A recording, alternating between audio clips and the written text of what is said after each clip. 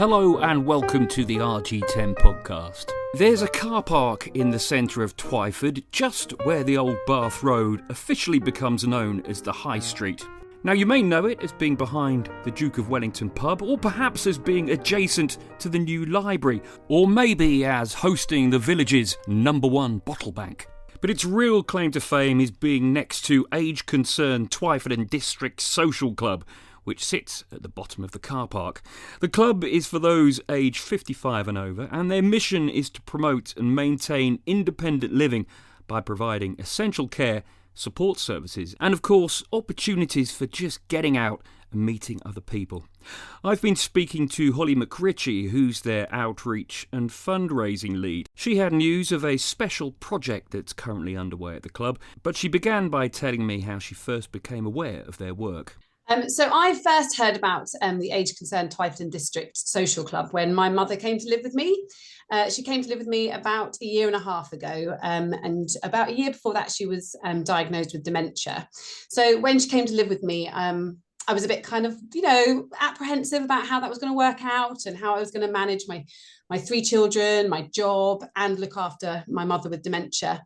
And I found out about the Age Concern Twyford and District Social Club, which has been an absolute lifesaver for me. It's essentially a social club in the heart of the village, where people over the age of 55 and those with dementia and other complex care needs can come and be entertained, looked after, supported. It's just a fantastic sort of community hub for those people that need a bit of extra care. Yeah, for those people who don't know, the centre is down where the library is. The car park by Twyford Library, it's at the bottom of the library, near the bottle banks. Okay, that's probably what most people by the bottle banks. Yeah, people know it because of the bottle banks. The bottle banks. So you mentioned your mum spends time there. Is it that kind of thing for everybody, really? It offers a bit of respite maybe for carers, but I presume it's a bit more than that as well, isn't it? Oh, absolutely. It is so much fun. My mum absolutely loves it down here. She's made some fantastic friends, and they're given support and help, and they make friends and everything. But one of the main things is all the entertainment that gets put on for them. So there are quizzes, there are people who come down and perform live entertainment with singing and dancing. I mean, it's a really fun, vibrant place to be. It's really good fun. So there's also quite a few services that we run out of the social club. So we have a chiropody service, a hair salon, we offer an evening meal takeaway service, and we've got a pop-up nail bar coming very soon as well. So there's lots of things that really help to support our members, and people can book on when they come here. And also we offer free taster sessions. So if you know anyone in your community or in your family that needs a little bit of extra support, or could do with coming down here and making some new connections, or if they're feeling a bit isolated, do get in touch with us. It's a fantastic place. We're here to help, and we offer a free taster session, so everyone can come down here, fall in love with the place, and they can do so by just calling the office and we can get them booked in. Now, so we've set the scene of what goes on at the centre, but there are big events happening there at the moment because, and I must choose my words carefully here, it's not a DIY SOS, because if I was to say it's DIY SOS, I think I have Nick Knowles and his legal team beating down my door. So in no way is it DIY SOS, but it's the big kitchen build. Have I chosen my words correctly? That sounds about right. Yeah, go with that. Okay, I know Nick's a big listener, so I don't want to upset him. So exactly, it kind of does what it says on the tin here. What is going on? Why is it needed? Where are we at the moment? Well, the kitchen at the social club is, super important. So we have some hardworking kitchen staff who cook home-cooked, hot, fresh, delicious meals every day for our members. And the kitchen, as it was last installed in 1996, so it's almost 30 years old, and Wow. It was in real disrepair. Cupboards were falling off, and it just needed a real facelift. And we have been so lucky that the wonderful Lisa Foulweather at the kitchen and bathroom place in Twyford found out about our fundraising for the kitchen and the fact that we really needed a new kitchen, and she approached us, and her and Alan, the centre manager, got together and waved a magic wand, and they have recruited an army of tradespeople, suppliers, all offering their time, their materials at trade price, at cost, and their time for free to tear out and rebuild a new kitchen for us here at the social club. It's amazing. Yeah, let's face it, this is why we're here today, because these people, they deserve a shout out.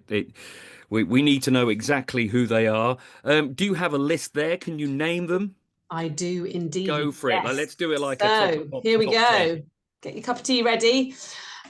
So obviously it starts off with Lisa, because Lisa at the kitchen and bathroom place has been just absolutely pivotal in all of this. She's been an absolute superstar. So we have on our list of thanks, we've got Amiga Kitchen, Sterling sinks and taps, Tile Flare wall tiles, Constantino quartz worktops, Coulon stone worktop fabricators, Mark O'Neill, the electrician, Martin Cox, plasterer, Alan Tanner, installation, Kevin Tanner, who's been doing the strip out and decorating, Stephen Green, plumbing, Brian Shotton, installation, Jamie Britton, tiling, Angela and her son Ross doing the strip out and helping with a bit of plumbing, Nick Wheeler helping with the strip out, Andy Knight with the installation, Jerry Jones, JJ and SJ Plumbing, doing the plumbing, Collard Environmental, Collard Environmental, supplying us with a skip.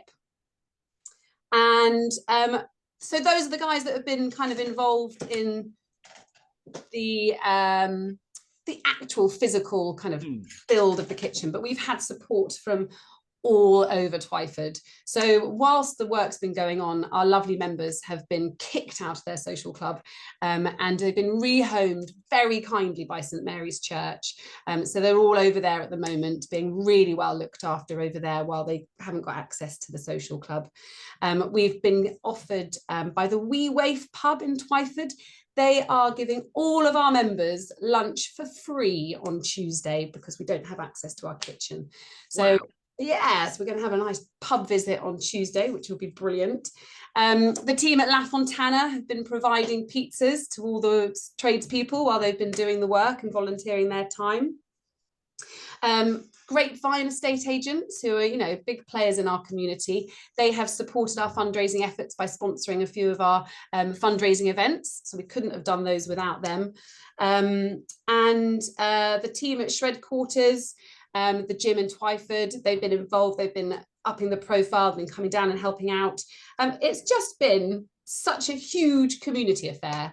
We've all been completely blown away by how everyone has just, you know, got involved and really supported this like amazing project. It really is. You know, cards on the table, Holly. I'm a old cynic, to be honest. And whenever I hear of people doing things for the community, you know, I raise an eyebrow and, oh, really? Okay, not more of that.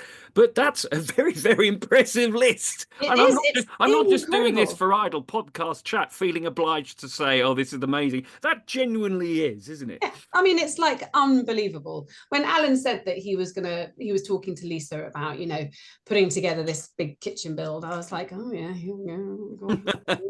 Next thing I know, I turn up in the office and it's like they've got everyone. It's just incredible, really incredible. We're so grateful to everyone. How long has it taken to organise that? How difficult has it been? Have people kind of been stepping forward without much arm twisting? Oh yeah, I mean, the response has been amazing. I think it's, you know, it speaks volumes about Lisa's position in the community and how well respected and liked she is. That people have really, you know, she put a shout out probably about a couple of months ago. I think via Facebook and, you know, to some of her kind of closer network, and said that this is what I want to achieve. You know, can you help and support us? And people have just been like, you know what?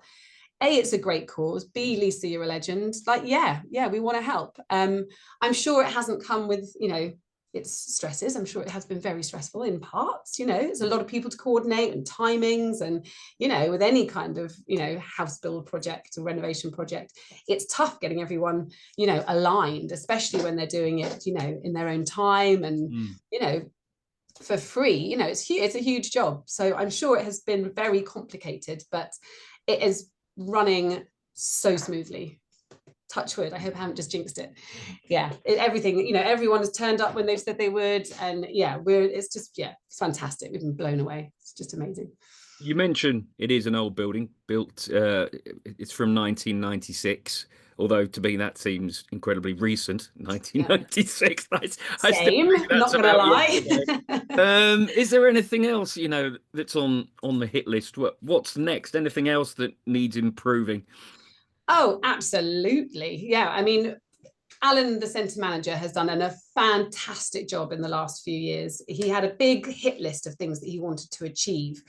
So getting a new minibus, installing CCTV, doing the garden, a huge list of really, really big, punchy things that he wanted to achieve. And he has achieved them all. He is a complete legend. The kitchen was one of the big ones on his list. And that's obviously about to get completed. But we need an upgrade in the lounge area. We need new floors. We need new chairs. Everything is beginning to, look and feel like it needs an uplift, and obviously our office as well, but that's probably quite low down on the list. People who are only watching the audio version of this probably obviously can't see the office. I can see a wonderful kind of old school filing cabinet there in the background. Looks absolutely fine to me. Nothing wrong with that.